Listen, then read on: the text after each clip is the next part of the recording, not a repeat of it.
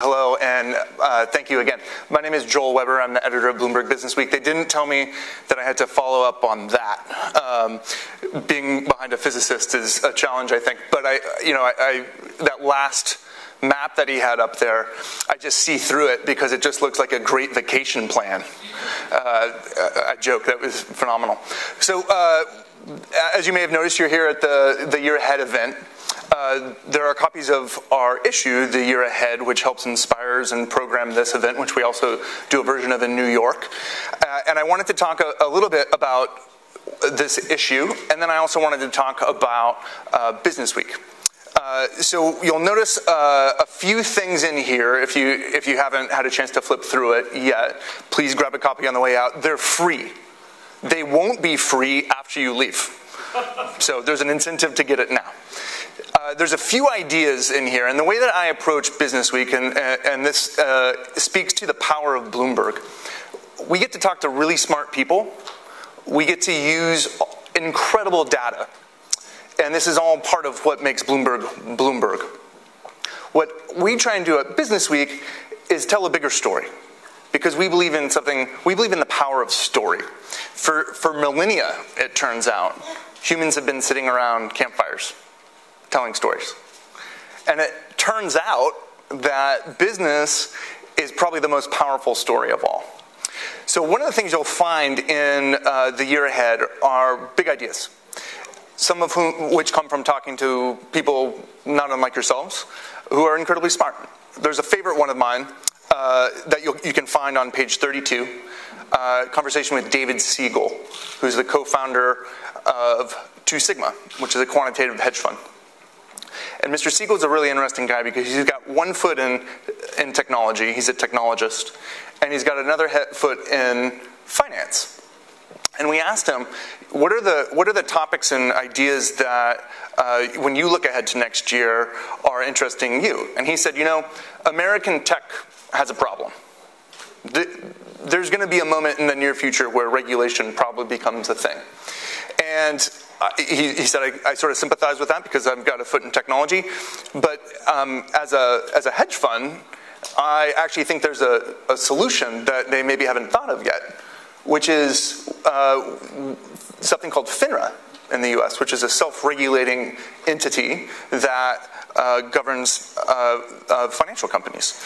And he said, actually, this is a really novel solution that the technology companies should think about. How could we create a technology version of FINRA? And this was just like off the top of his head in this great conversation we had with him. And it turns out it's been one of these ideas that we've noticed people have started talking about ever since. So you can find that conversation on page 32. If you have a foot in business, I know that you care about growth. One of the storylines that we've seen this year, I think Tracy alluded to something earlier, Bitcoin was sort of a story that took over last year. There's been a sort of a similar one this year, at least in the US. There's been a lot of interest in cannabis.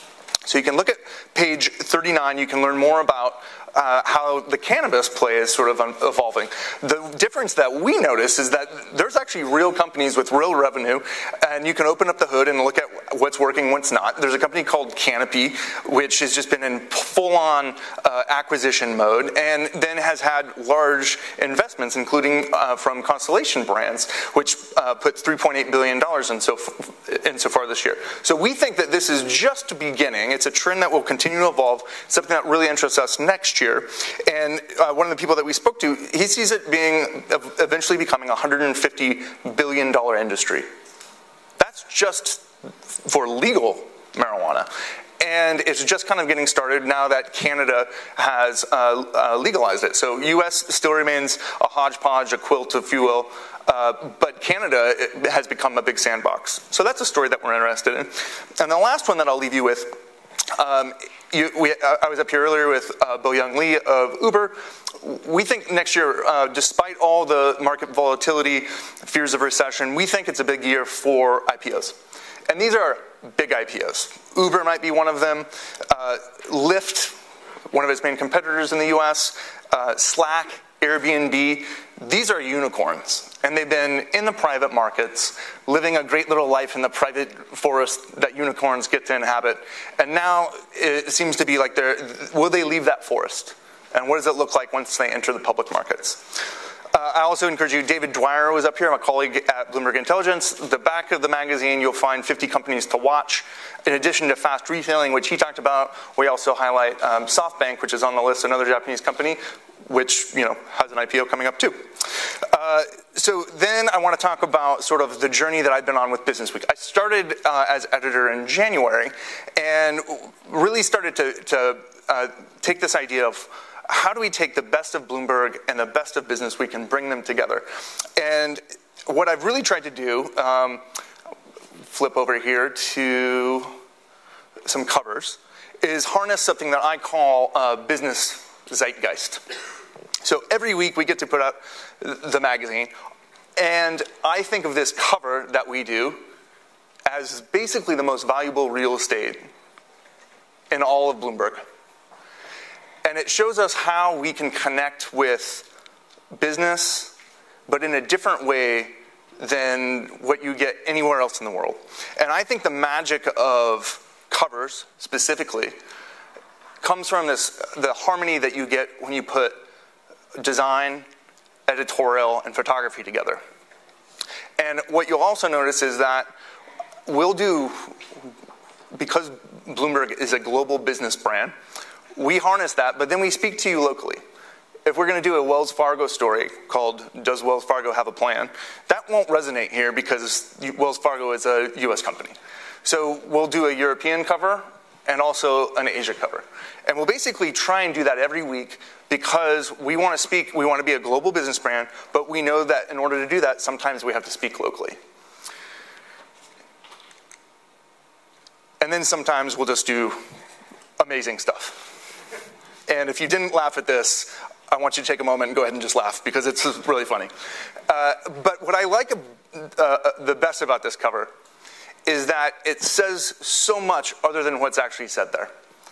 We don't use the word gender or class or race or money, and all those ideas are the biggest things that are happening in business right now. And we can talk about it and not use those words. And that idea is going to stick with you long after you've seen it. The funniest part about this, and I can say this now because Kathy's left, she was, Goldman. The funniest part about this was so David Solomon was number 2. Number 3 was Gary Cohn ended up leaving, right? And David Schwartz was the other guy. Harvey Schwartz was the other guy. So no matter who I put on this cover, it was all going to look like this. The next 3 guys, all the same. Here's another one that we did. In the midst of the Cambridge Analytica crisis at Facebook, Facebook's nightmare, Volkswagen. So this brings me to an interesting story. Instagram has a Facebook problem. One of the things we've tried to do is, where's the sweet spot for us? You're going to get news everywhere. Now, Bloomberg News, we have an incredible news organization around the world. At any given moment, I can pick up the phone and call one of my 2,500 colleagues, and we can break news, and we can add value and tell you why it matters and what the context is. And the other thing we can do, and we do this particularly well in Businessweek, are what I call strategy stories.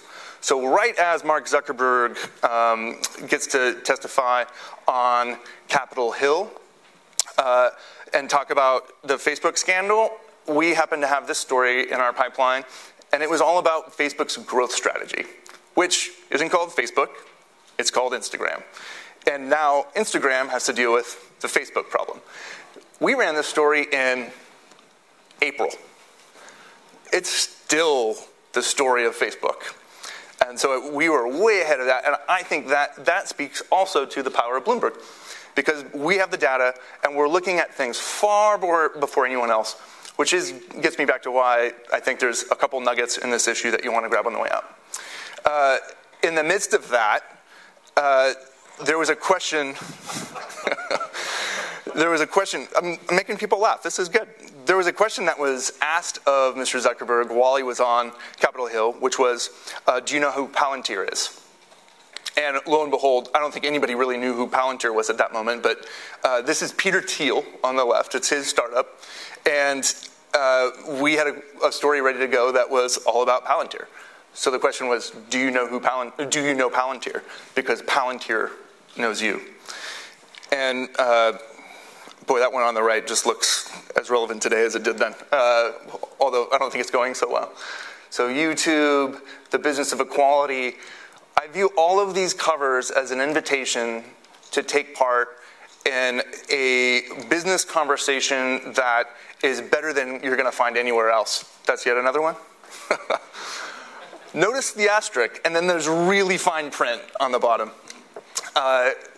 This was one that I was extremely proud of. You know, Nintendo is probably the most iconic gaming company, as you all know. And its business is defined by these peaks and this trough.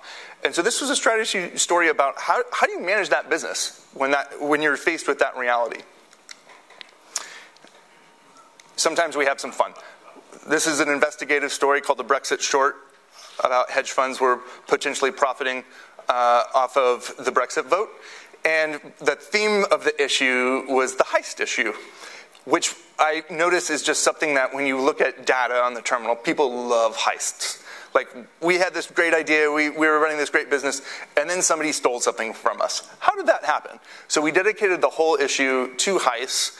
The right cover, Brexit, ran in the UK, and then we stole our own cover.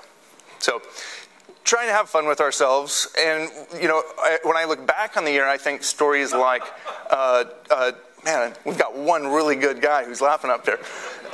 I think Tesla is one of the ones that has really endured this year, right? So this was a deep dive into why making the Model 3, which has turned out to be the crux of Tesla's challenges, why is that so hard when you can do SpaceX and make it look so easy?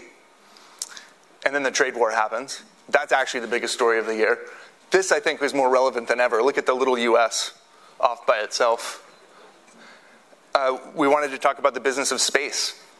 This was really fun because we just looked around and said, we're captivated by what's happening here. There's a massive growth story about businesses that are in startup mode that are actually trying to redefine the boundary, the limits of human potential. So let's dedicate a whole issue to that. I'm going to go fast here, give you a sense of what we've been doing. Oh, got to do this one. A very long bull. This story ran in mid-September. It looks really good right now. And it ends with the question, which is, when will it end? And it really gets back to this idea of how Bloomberg's core competencies. We know markets, we know finance, we know data. We're going to talk about it in ways that you expect. You can do that on the Bloomberg terminal. And I'm also going to bring that to life here in a way that you'll never forget, because it's a really long bowl.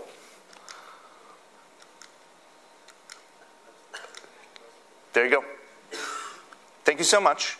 If you're a Bloomberg subscriber and have a terminal, go to HDLV Go, and you can get this for free. We'll send it to your home. If you're not on the terminal, please go to bloomberg.com/subscribe. Everything is now a paywall at Bloomberg, so to access a certain number of articles a month, you'll need to subscribe.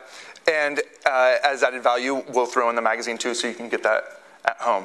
Thank you so much for being here today. We really appreciate your time, and we've got a little bit more coming your way. Thank you.